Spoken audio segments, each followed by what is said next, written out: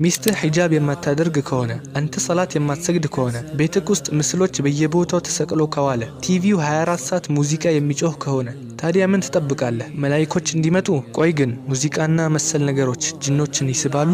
እኔ ቁርአን በመቀራባቸው ሰዎች ላይ ያሉ ጂኖችን ደጋግሜ ጠይቃቸዋለሁ። ወደ ሰው ቤት የሚያመጣችሁ ወይም የሚስባችሁ ወይም የሚቀሰቅሳችሁ ዋናው ነገር ምንድነው? ሙዚቃ። ላው ሼክ ብዙ ጊዜ የምንጠየቀው ነገር ጂኖች የሰው ልጅን ሊያፈቅሩ ይችላሉ? አዎ፣ ይህ በህይወት ተሞክሮ ያየነውም እውነታ ነው። ጂኖች በተቃራኒ ጾታ ላይ ፍቅር ይዛቸዋል። ልክ እንደኛ ሁሉ ወንድና ሴት ጂኖች አሉ። እኔ በብዛት ያስተዋልኩት ይህ በተለይ ለእህቶቻችን ነው። ጂኖች ወደ እህቶቻችን የሚሳቡት ዋነኛው መንገድ በመኝታ ቤታቸው ውስጥ ባለው መስታወት በኩል ነው። በአንዳንድ ሰዎች ላይ ቁርአን ስቀራባቸው ጂኖች ራሳቸውን እንደነገሩኝ ከሆነ መስታወት ለነሱ ከሰው ጋር ለመገናኘት በጣም ቀላሉ መንገድ ነው። ስለዚህ ሁሌም ለእህቶቻችን የምመክረው መኝታ ቤታችሁ ውስጥ መስታወት ካለ ፊቱ ወደ አልጋችሁ እንዳይዞር አድርጉ። ወደ መስታወት ስትመለከቱም ቢስሚላህ በሉ። በክፍሎቻችሁ ልብስ ከማውለቃችሁ በፊትም ቢሆን ቢስሚላህ ማለትን እንዳትረሱ። በአሁኑ ጊዜ ወንዶቹም ቢሆኑ መጸዳጃ ቤት ውስጥ ራቁታቸውን ሆኖ ፎቶ ይነሳሉ።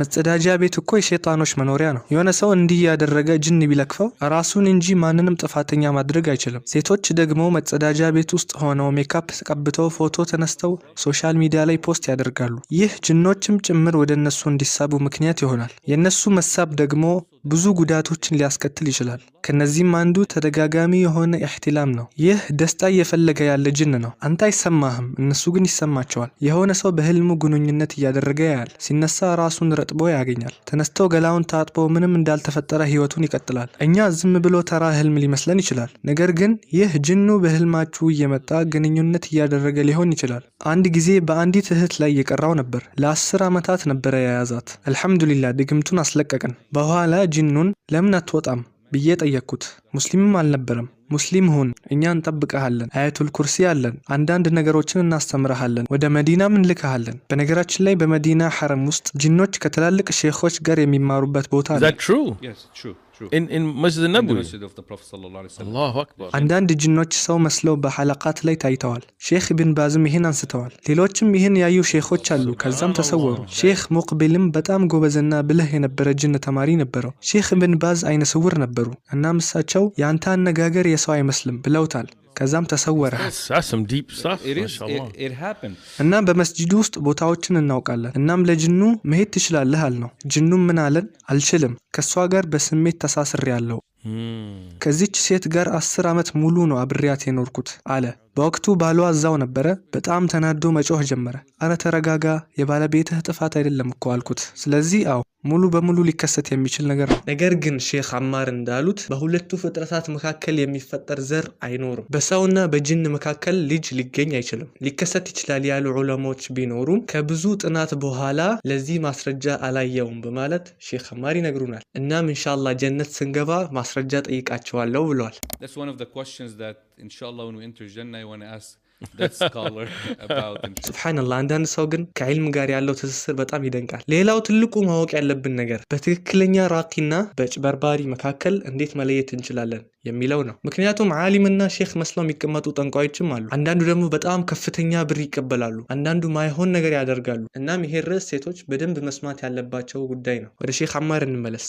ስለ ክፍያ ጉዳይ ካነሳን አንድ ራቂ ምክንያታዊ ሆኖ ክፍያ ቢቀበል ከፊቅህ አንጻር የተፈቀደ ነው። ነገር ግን በጣም ከፍተኛ ገንዘብ የሚቀበሉ አንዳንድ ማይሆን ነገሮችን የሚሰጡ ለምሳሌ የሚቃጠል ነገር የሚሰጡ ከዛ ምን ይላሉ? ይህን ወረቀት ወስደህ አያቱል ኩርሲ ትቀራና ከዛ ታቃጥለውና አመዱን ወስደህ በሰውነትህ ላይ አድርገው ወይም በውሃ ውስጥ አድርገውና በውሃው ሰውነትህን ታጠብ።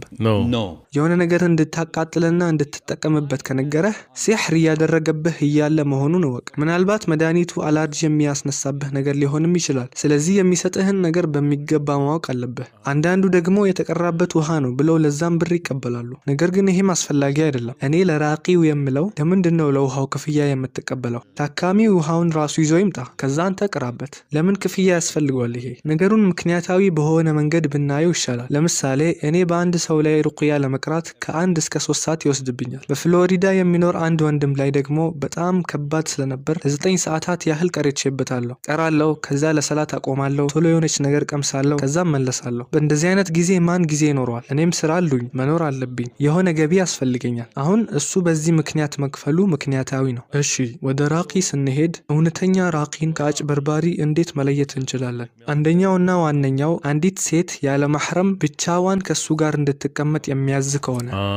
ከዚህ ነጥብ የጀመርኩት ይሄ ወደ ማንኛውም አይነት ወንጀልና ክፋት የሚመራ መንገድ ስለሆነ ነው። ነብዩ ሰለላሁ ዐለይሂ ወሰለም እንደተናገሩት ሸይጣን ሶስተኛቸው ይሆናል። መቼም ራቂ ከሴት ጋር ብቻውን አይሆንም። አንዴ አውስትራሊያ ነበርኩና والعياذ بالله معاذ الله أعوذ بالله ኢማም ነን ወልይ ነን የሚሉ ሰዎች ሴቶችን የደፈሩ አሰቃቂ ሁኔታዎች አይቻለሁ። እንዲያውም እንዲህ የሚል የሆነ ሰው ነበር፣ ለመውለድ ችግር ያጋጠማት ሴት ወይም ልጅ መውለድ ካልቻላችሁ ብቸኛው መንገድ መጀመሪያ ከኔ ጋር ግንኙነት ማድረግ ነው። أعوذ بالله. Can you imagine? أعوذ بالله. እናም ሰዎች እየከፈሉት እሱ ጋር ይሄዱ ነበር። No way. والله. What kind of a man would allow his wife to go to a...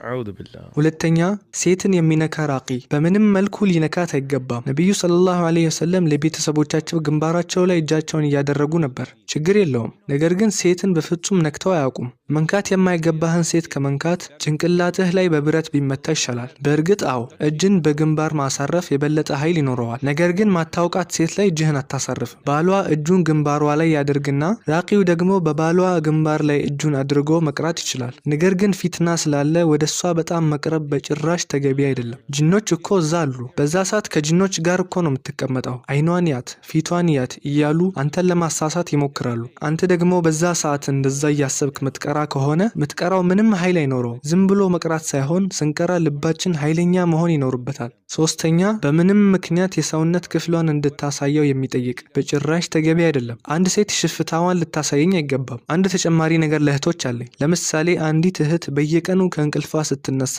ታፏ ወይም እጇ ላይ ሰማያዊ ምልክት ወይም መቁሰል ከታየባት የሆነ ጅን እያስቸገራት ነው ማለት ነው። አሁን እሷ ቁስል አለብኝ ካለች እስኪ አሳየኝ። ምን ማለት ነው አሳየኝ? አለብኝ ካለች በቃ አለባት፣ ማየት አያስፈልግም። አራተኛ ስምና የእናትን ስም የሚጠይቅ ሆነ ራቂ ቢሆንም እንኳ ይህ በጣም አደገኛ ነው። እንዲህ አይነት ሰው ወይ ከጅን ጋር ግንኙነት አለው አለዚያ ራሱ ሳሒር ነው ማለት ነው። አምስተኛ የማይቻሉ ነገሮችን እንድታመጡ የሚጠይቅ ከሆነ ለምሳሌ የጥቁር ዳክዬ ላባ፣ የፍየል ጸጉር ወይም ደግሞ ሰውነት የነካ የውስጥ ልብስ። በተለይ የውስጥ ልብስ የሚጠይቁት ድግምት ለመስራት እንዲመቻቸው ነው። ስድስተኛ ሲቀሩባችሁ የማይገባ ቋንቋ የሚጠቀሙ ከሆነ በሩቅያ መሃል ሌላ ትርጉም የሌለው ቃላትን የሚለፈልፉ ከሆነ ችግር አለ ማለት ነው። ሰባተኛ ማንም የማያውቀውን ሚስጥሮቻችሁን የሚነግሯችሁ ከሆነ ይሄ ሊሆን የሚችለው ከናንተ ቀሪን ጋር ሲገናኙ ብቻ ነው። ቀሪን ማለት ከተወለድን ጀምሮ እስከምንሞት ድረስ አብሮን የሚሆን ጅን ነው። እሱም ስለኛ ሁሉንም ነገር ያውቃል። ምናስበውን ጭምር እንኳን ያውቃል። እነዚህ አንዳንድ ሰዎች አሉ እጃችሁን አይተው ምናምን የወደፊታችሁን የሚነግሯችሁ ማንም አያውቀው ሚስጥራችሁ ምናምን ይነግሯችሁ አሉ። ይሄን ማድረግ የሚችሉት ከናንተ ቀሪን ጋር ሲገናኙ ብቻ ነው። እንደዚህ አዩና ምናምን አንተ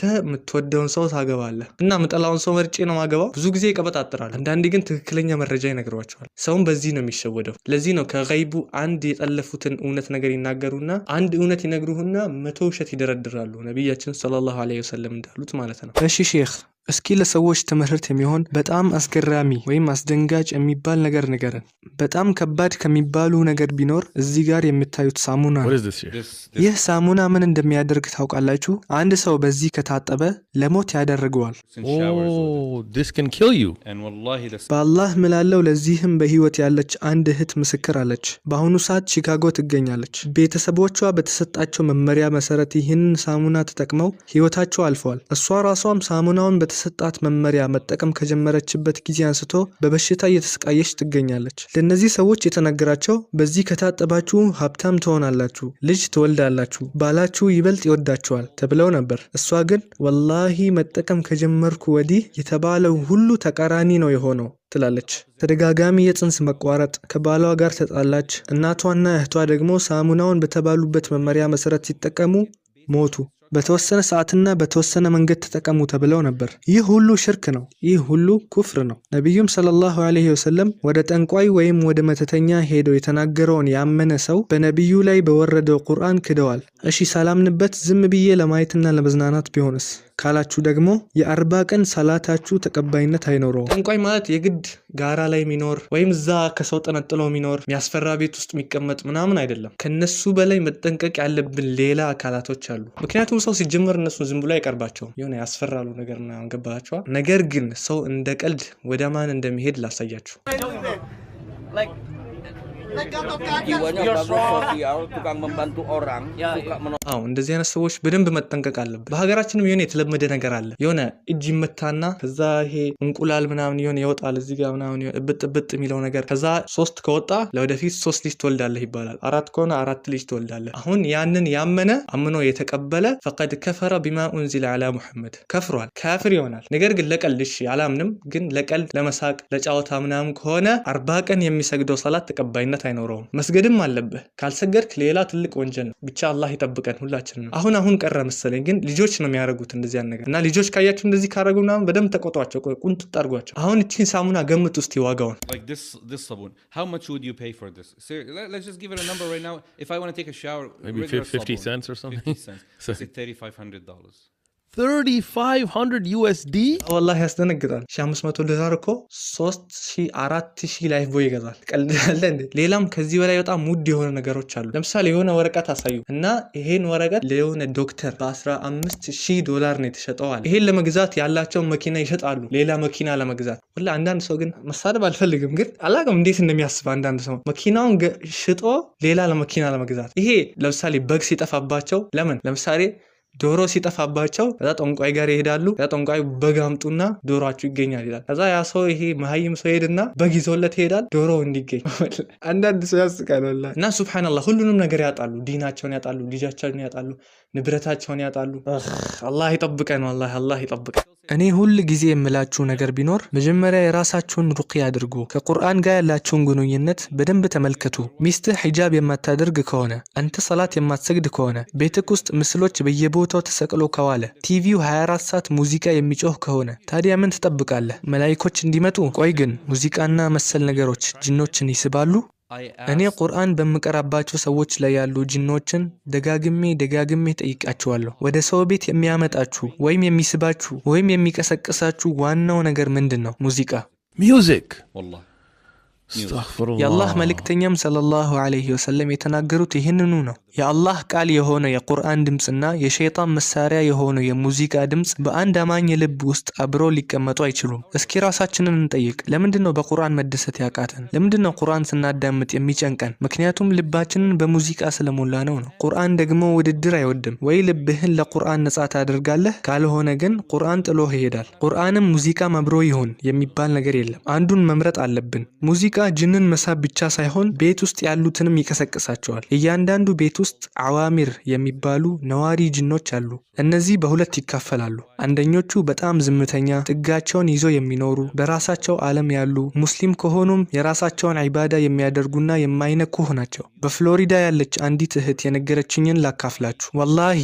ባሏ ስራ ሆኖ በቪዲዮ ኮል ያወራችሁ እሱኑ በተመሳሳይ ጊዜ ኩሽና ውስጥ ሆኖ ሲያወራት ታየዋለች እኔ ቤታቸው ሄጄ ቁርአን መቅራት ሲጀምር የሰማሁት ድምጽ እኔኑ ራሱ አስፈራኝ በላይኛው ፎቅ ላይ ሰዎች ሲራመዱ ይሰማል ልጆቿም ባሏም እዚያው ቁጭ ብለዋል ማን ነው ላይ ያለው ብዬ ጠየቅኩኝ ማንንም የለም አለችኝ እንዴት ማንንም የለም የኮቴ ድምጽ እየሰማን ነው እኮ ሼክ ወላሂ ቤተሰባችን ይሄው ነው ከኛ ውጪ ሰው የለም አለችኝ ከዚያም እስኪ የቤቱን ሁኔታ ብዬ መፈተሽ ጀመርኩኝ መጀመሪያ አስተዋልኩት በየቦታው የተሰቀሉ ፎቶዎችና ለጌጥ የተቀመጡ ተናንሽ ምስሎች አሉ መጀመሪያ እነሱን አስወገድን ከዛ ሌላ ምን የምታዘወትሩት ነገር አለ ስል የ15 ዓመት ልጇ ሼክ እውነቱን ለመናገር እነሱ በወጡ ቁጥር ሙዚቃ በኃይለኛው ተከፍቶ ነው የሚውለው አለችኝ በቃ ነገሩ ሁሉ ግልጽ ሆነልኝ ከዛ በኋላ ቁርአን መቅራት ሲጀምር ጅኑ ራሱ እኛ ራሳችንን አግለለን ለመቀመጥ እየሞከርን ነበር እሷ ግን ትኩረታችንን ሳበችው አለ እንግዲህ ሰምተናል ተምረናል በሰማነው የምንጠቀም ሰዎች አላህ ያድርገን